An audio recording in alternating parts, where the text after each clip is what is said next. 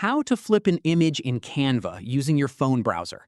This tutorial shows you how to mirror any image horizontally or vertically. First, open your browser and go to Canva.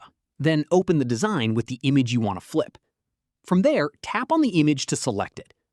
After that, a toolbar will appear above or below the image. Tap the three-dot menu icon to see more options. Following this, look for Flip in the list that appears. At this point, tap Flip and you'll see two options, Flip Horizontal and Flip Vertical.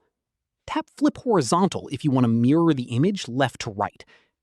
Tap Flip Vertical instead if you want to flip it upside down.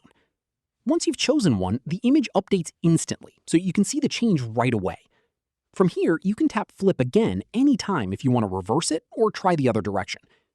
Keep in mind, flipping an image doesn't crop or resize it, so the image stays exactly the same size, just mirrored. That's how you flip an image in Canva from your phone browser.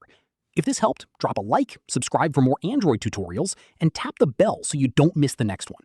See you in the next video.